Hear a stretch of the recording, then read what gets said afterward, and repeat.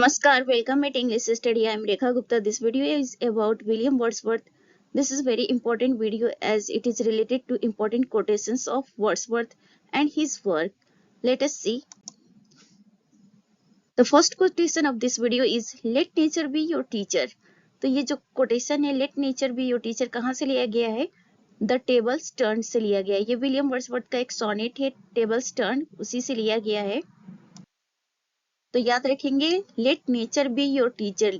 Nature को teacher बनाने की बात कर रहे हैं विलियम वर्ड्सवर्थ अपनी पोएम द टेबल्स टर्न्ड में. A poet is man speaking to man, ये बात कौन कहता है? William Wordsworth. तो विलियम वर्ड्सवर्थ ने ये बात कही है कि a poet is man speaking to man. एक पोएट क्या होता है? एक आदमी है जो बहुत सारे आदमियों से बात करता है. तो ऐसा विलियम वर्ड्सवर्थ कहते हैं. The still sad music of humanity. This is from Tintin Abbey. याद रखेंगे The still sad music of humanity. तो जहाँ पे sad music of humanity की बात हो तो याद रखेंगे ये Tintin Abbey से लिया गया है. Poetry is the spontaneous overflow of powerful feelings. It takes its origin from emotion recollected in tranquility. तो ये जो कोटेशन है ये विलियम वर्ड्सवर्थ की कही हुई बात है. तो याद रखेंगे विलियम वर्ड्सवर्थ ने कहा है. वर्ड्सवर्थ कहते हैं poetry is the spontaneous overflow of powerful feelings. तो पोएट्री क्या है? पावरफुल फीलिंग्स की एक स्पॉन्टेनियस ओवरफ्लो है. स्पॉन्टेनियस ओवरफ्लो का मतलब एक नेचुरल ओवरफ्लो है. It takes its origin from emotion recollected in tranquillity. और ये जो इसकी ओरिजिन होती है इमोशंस से निकल के आती है. जो पोएट्री होती है वो इमोशंस होते हैं पोएट्स के. और कब के इमोशंस होते हैं? ट्रैंक्विलिटी की. मीन्स पोएट जब बिल्कुल पीसफुल माइंड में होता है और बहुत पीस माइंड से वो कहीं पे बैठा होता है तब उसके माइंड में जो अचानक इमोशन की ओवरफ्लो होती है that is poetry. It is told by William Wordsworth. There neither is nor can be any essential difference between the language of prose and metrical composition. तो यहाँ पे प्रोज और मेट्रिकल कंपोजिशन मीन्स पोएट्री यानी कि words के language में कोई difference नहीं है, बहुत कोई इंपॉर्टेंट डिफरेंस नहीं है, ऐसा विलियम वर्ड्सवर्थ मानते हैं. इनका कहना है कि कोई बहुत खास डिफरेंस नहीं है प्रोज और पोएट्री के लैंग्वेज में. Poetry is the first and last of knowledge. It is as immortal as the heart of man. William Wordsworth मानते हैं कि poetry is the first and last of all knowledge. Poetry क्या है? वो first और last है. जितनी भी वर्ल्ड में नॉलेज है उसका फर्स्ट एंड लास्ट पोएट्री है. It is as immortal as the heart of man. Poetry immortal होता है उसी तरह से जिस तरह से ह्यूमन बीइंग का heart. No nightingale did ever chant more welcome notes to weary bands of travelers in some shady haunt among Arabian saints. तो ये खूबसूरत सी लाइन ली गई है सॉलिटरी रीपर से. वर्ड्सवर्थ का पोएम है सॉलिटरी रीपर. वहीं पे वर्ड्सवर्थ ने ये बात कही है. No nightingale did ever chant more welcome notes to weary bands. कहते हैं कि कोई भी नाइटिंगेल कभी दोबारा चेंट नहीं करेगा, मतलब सिंगिंग नहीं करेगा weary bands मतलब थके हुए लोगों के लिए. और वो थके हुए लोग कौन है? यहाँ पे कहाँ के लोग हैं ये लोग? शेडी हॉन्ट में, मतलब एक शैडो में. लोग थकते हैं तो कहाँ पे रेस्ट करते हैं? शैडो में रेस्ट करते हैं. तो यही कहते हैं कि जो अरेबियन सेंट्स में जो शैडो है वहां पे जो थके हुए यात्री के ग्रुप है उनके लिए कभी भी कोई नाइटिंगेल अब फिर से सिंगिंग नहीं करेगा. ऐसा सॉलिटरी रीपर में विलियम वर्ड्सवर्थ कहते हैं. सॉलिटरी रीपर जो है विलियम वर्ड्सवर्थ की एक अच्छी सी पोएम है. इसमें इन्होंने एक स्कॉटलैंड की जो विलेज गर्ल है उसके बारे में इन्होंने बताया है कि वो क्या कर रही होती है, सिंगिंग कर रही होती है अपने लैंग्वेज में और राइपिंग का काम कर रही होती है. राइपिंग मतलब क्या कहते हैं, क्रॉप को काटने का, फसल को काटने का काम कर रही होती है. और फसल काटते काटते वो कुछ सिंगिंग भी कर रही होती है. तो उसकी जो म्यूजिक होती है वो शैड होती है, ऐसा विलियम वर्ड्सवर्थ को पता चल जाता है. बट उनको ये नहीं पता चलता है कि actually what she was singing. Reason is that कि लैंग्वेज जो है वो अलग होता है. स्कॉटिश लैंग्वेज में वो सिंगिंग कर रही होती है. इसलिए वर्ड्सवर्थ को समझ में नहीं आता कि वो लड़की क्या गा रही है, बट उन्हें पता है कि कोई सैड सॉन्ग गा रही है। आगे देखेंगे अब नेक्स्ट जो कोटेशन है, whatever the theme song could have no ending. ये भी सॉलिटरी रिपर से ही लिया गया है। Whatever the theme song could have no ending, जो भी थीम हो सॉन्ग की एंडिंग नहीं हो सकती। नेक्स्ट है ही लेड अस एज वी ले at birth on the cool flowery lap of birth. ये मैथ्यू अर्नोल्ड की कोटेशन है। एक्चुअली मैथ्यू अर्नोल्ड के रूप में के बारे में तो आप लोग अच्छे से जानते हैं कि वो एक क्रिटिक है। तो इन्होंने वर्ड्सवर्थ को लेकर क्रिटिसिज्म प्रेजेंट किया है। तो वर्ड्सवर्थ की प्रेज में इन्होंने लिखा है कि he led us as we lay at birth on the cool flowery lap of birth. Will no one tell me what she sings? Perhaps the plaintive numbness flow. The solitary reaper से ये sentence लिया गया जहाँ पे Wordsworth कहते कि will no one tell me, कोई मुझे नहीं बता पाएगा कि वो क्या गा रही है, लेकिन जो भी वो गा रही है उसमें कुछ सैड म्यूजिक निकल के आ रहा है। Thy soul was like a star and dwelt apart. ये लंदन जो सोनेट है विलियम वर्ड्सवर्थ की, वहां से लिया गया है, लंदन 1802। इसका जो सेकंड टाइटल है मिल्टन के नाम से भी है, टू मिल्टन। ठीक है, तो लंदन 1802 या फिर टू मिल्टन करके सोनेट आए तो याद रखेंगे वो विलियम वर्ड्सवर्थ का सोनेट है। और वहीं से ये लाइन बोरो किया गया है, Thy soul was like a star and dwelt apart। Next देखते हैं, our birth is but a sleep and forgetting. तो हमारा जो बर्थ क्या है, एक तरह से हम सोए थे फिर हम भूल जाते हैं। तो ये बात इन्होंने इमोर्टलिटी ओड में कहा है, जिसका पूरा टाइटल है ओड और इंटीमेशन ऑफ इमोर्टलिटी। तो याद रखेंगे ये जो लाइन है, our birth is but a sleep and forgetting, immortality ode से। Next, ever enduring man. तो ये कॉलरिज का स्टेटमेंट है वर्ड्सवर्थ के लिए। अगर ये बात आए कि ईवर इंड्यूरिंग मैन किसने किसके लिए कहा है, तो कॉलरिज ने वर्ड्सवर्थ के लिए कहा है। Thou hadst a voice whose sound was like the sea, pure as the naked heavens, majestic free। London 1802 से ये सेंटेंस है लिया गया है। Thou hadst a voice whose sound was like the sea, pure as the naked heavens, majestic free। London 1802।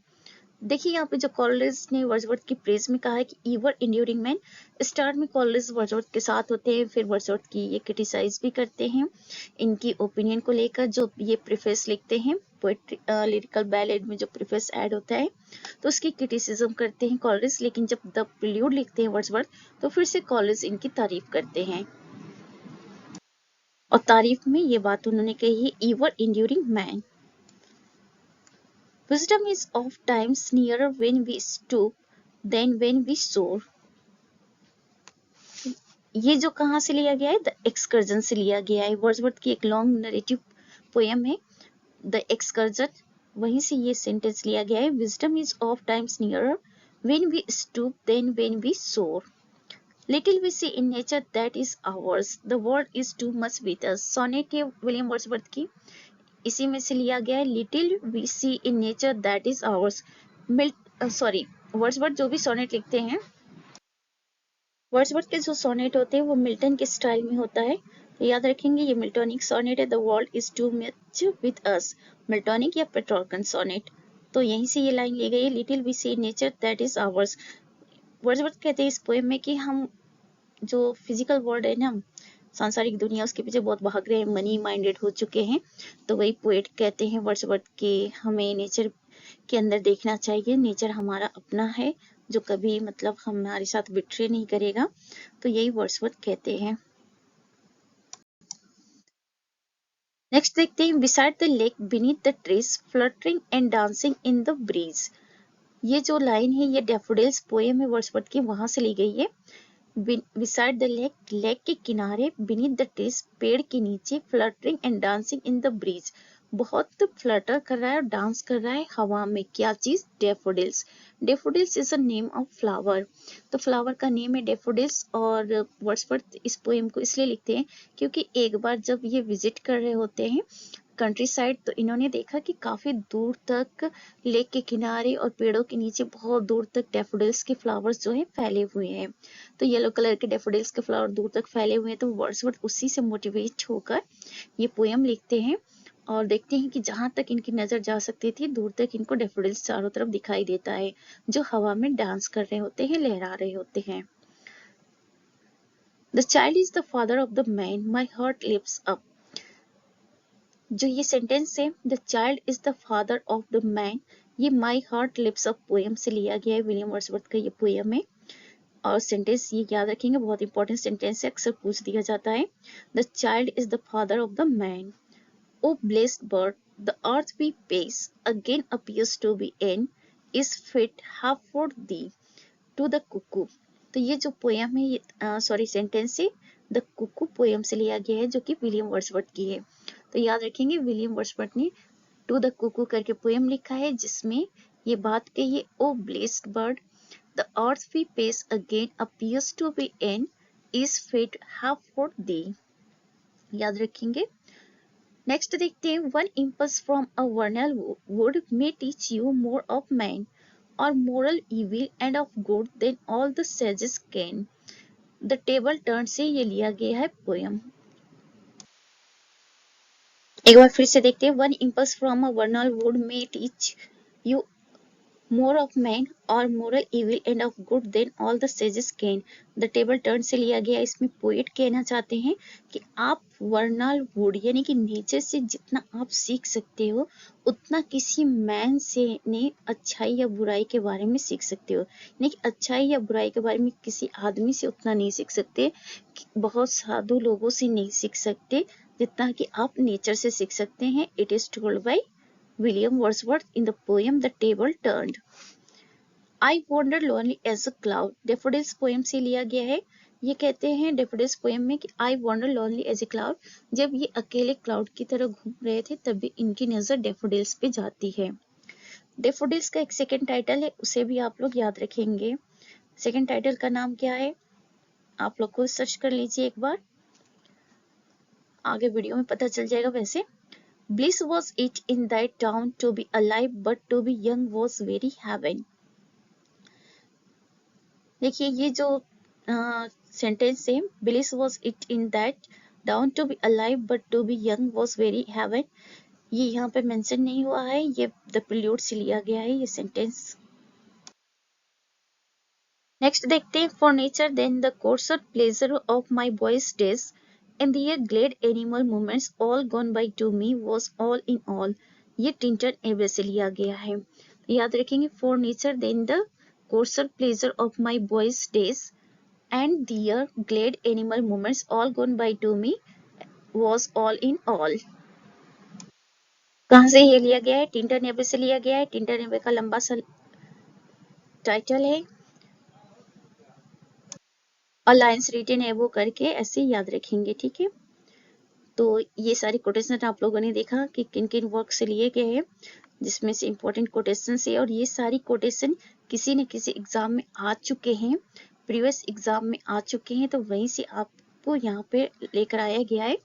तो इसे आप सभी लोग क्या करेंगे, एक बार दो बार देख लेंगे तो आपके दिमाग में क्या हो जाएगा, फिट हो जाएगा, सो दैट कि आप एग्जाम में इसे क्लियर कर सकें। तो आई होप कि ये सारे जो कोटेशन से आप लोग को रिकॉल हो जाएंगे, लेकिन एक बार देखने से रिकॉल नहीं होगा, दो तीन बार आपको देखना होगा, साथ में रिवीजन भी करते जाना होगा। आगे देखते हैं, according to Hardy a particular poem by Wordsworth was his best cure for despair about the leech gatherer. Hardy ने वर्ड्सवर्थ के एक पोएम को लेकर यहाँ पे कमेंट किया है और कहा है कि अ particular poem by Wordsworth, Wordsworth के एक पर्टिकुलर पोएम है जो कि बेस्ट क्योर है फॉर डिसअपियर, मतलब डिसअपियर मतलब होपलेसनेस में एक क्योर के रूप में काम करता है। वर्ड्सवर्थ का कौन सा पोएम ऐसा करता है according to Hardy, that is the leech gatherer. Thy flash upon his inward eye, which is the bliss of solitude. Daffodil से लिया गया है, Thy flash upon his inward eye, which is the bliss of solitude. तो daffodils poem से ये लिया गया है। Poetry is emotion recollected in tranquility. It's by William Wordsworth. तो ये वर्ड्सवर्थ की ओपिनियन है कि poetry is emotion recollected in tranquillity. Repeated ये है सेंटेंस, याद रखेंगे, एक बार इसको रिपीट किया जा चुका है, दोबारा आगे है, कोई नहीं, आप लोग अच्छे से देख लीजिए। Poetry sheds no tears such as angels weep, but natural and human tears prefers to lyrical ballads। आपको पता है कि लिरिकल बैलेड्स विलियम वर्ड्सवर्थ और एस.टी. कॉलरिज का कोलैबोरेटिव वर्क है, जिसमें इन दोनों लोगों के पोएम्स पब्लिश्ड होते हैं लिरिकल बैलेड्स टाइटल के साथ 1798 में, और वहीं से रोमांटिक पीरियड शुरू होता है। तो लिरिकल बैलेड का प्रीफेस जो है वो विलियम वर्ड्सवर्थ ने कंप्लीट किया था, तो उसी में इन्होंने लिखा है poetry sheds no tears such as angels weep but natural and human tears. Next देखते हैं, continuous as the stars that shine and twinkle on the Milky Way, they stretched in never-ending line along the margin of a bay. It's about daffodils। तो यहाँ पे William Wordsworth daffodils को लेकर कहते हैं continuous as the stars, continuous बहुत सारे, number में बहुत सारे, जस्ट लाइक स्टार्स की तरह, that shine and twinkle on the Milky Way, वो स्टार जो मिल्की वे में शाइन करते हैं उन्हीं की तरह, जो डैफोडिल से stressed in never ending line, एक ऐसी लाइन में वो फैले हुए दूर तक, ऐसा लगता है जो कभी खत्म ही नहीं होगा।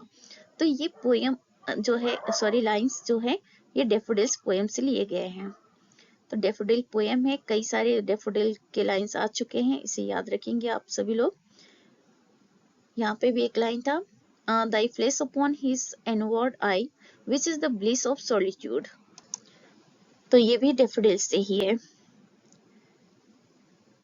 Nature never did betray the heart that loved her, Tintern Abbey से लिया गया है। पोएट कहते हैं विलियम वर्ड्सवर्थ कि नेचर कभी बिट्रे नहीं करता है उस हार्ट के साथ जो हार्ट उसे लव करता है। तो याद रखेंगे, नेचर से आप प्यार करोगे तो नेचर आपको धोखा नहीं देगा।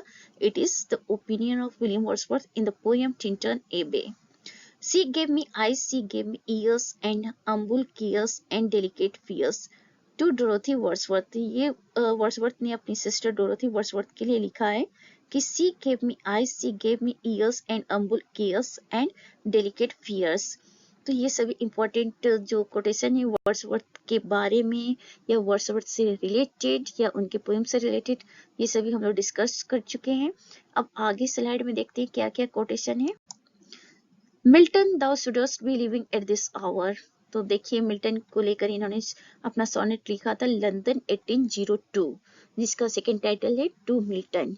ठीक है, तो ये मिल्टन के बारे में विलियम वर्ड्सवर्थ लिखे हैं, Milton thou shouldst be living at this hour। तो यहाँ पे वर्ड्सवर्थ कहते हैं कि मिल्टन से कि आपको इस समय रहना चाहिए। द इगोटिस्टिकल सबलाइम, ये किड्स कहते हैं वर्ड्सवर्थ को लेकर। शेक्सपियर और वर्ड्सवर्थ कुछ ऐसे ऑथर्स हैं इंग्लिश लिटरेचर के जिनको लेकर बहुत लोगों के कमेंट्स आपको देखने को मिलेगा। तो देखिए यहाँ पे वर्ड्सवर्थ को लेकर किड्स का भी कमेंट है। किड्स का क्या कमेंट है? The egotistical Sublime, for a handful of silver he left अस। यहाँ पे रॉबर्ट ब्राउनिंग का कमेंट है वर्ड्सवर्थ के लिए। तो रॉबर्ट ब्राउनिंग क्या कमेंट करते हैं वर्ड्सवर्थ को कि for a handful of silver he left us. Actually Wordsworth poet laureate का जो पोस्ट है वो एक्सेप्ट कर लेते हैं, तभी यहाँ पे ये रॉबर्ट ब्राउनिंग इनको कमेंट करते हुए कहते हैं for a handful of silver he left us. Next देखते हैं, every great poet is a teacher. William Wordsworth कहते हैं कि जो महान पोएट होते हैं वो एक टीचर भी होते हैं। Every great poet is a teacher. The gods approve the depth and not the tumult of the soul. ये लोडामिया से लिया गया है, ये भी विलियम वर्ड्सवर्थ का ही पोएम है। लोडामिया में ये कहते हैं the gods approve the depth and not the tumult of the soul. Next, come forth into the light of things, let nature be your teacher. Table turns जो पोएम है वहां से लिया गया है, द टेबल टर्न से, come forth into the light of things, let nature be your teacher. Next देखेंगे, a violet by a mossy stone half hidden from the eye. Lucy poem से लिया गया है ये, a violet by a mossy stone half hidden from the eye. कहाँ से लिया गया है? Lucy poem. To me the meanest flower the blows can give thoughts that do often lie too deep for tears. Immortality ode. William Wordsworth कहते हैं कि to me the meanest flower, इनके लिए जो ऐसा फूल जिसकी कोई वैल्यू नहीं होती है दूसरों को, वो भी इनके लिए बहुत इंपॉर्टेंट थॉट इनको देता है। तो ऐसा इन्होंने इमॉर्टलिटी ओड में कहा है। नेक्स्ट देखते हैं, the sounding cataract haunted me like passion. कहाँ से लिया गया है? टिंटन एवे से। बहुत खूबसूरत लाइन है, इसे जरूर याद रखेंगे। The sounding cataract haunted me like passion, this is from Tintern Abbey. A sense sublime of something far more deeply interfused. Tintern Abbey से ये भी लिया गया है, a sense sublime of something far more deeply interfused। तो ये दोनों ही Tintern Abbey से लिया गया है। नेक्स्ट देखते हैं, fear seed time had my soul and I grew up fostered alike by beauty and fear। the prelude से लिया गया है। एक बार फिर से देखेंगे, fear seed time that had my soul and I grew up fostered alike by beauty and fear। तो ये the prelude से लिया गया है। I have measured it from sight, it is 3 feet long and 2 feet wide। the thorn poem है William Wordsworth का, यहाँ से लिया गया है। I have measured it from sight, it is 3 feet long and 2 feet wide। 3 feet long and 2 feet wide, याद रखिएगा, the thorn से लिया गया है। तो बहुत अच्छे अच्छे कोटेशंस और बहुत इंपॉर्टेंट कोटेशंस डिस्कस किए जा चुके हैं। आई होप कि आप लोगों को ये वीडियो अच्छा लगेगा। Thanks for watching, be happy, keep smile.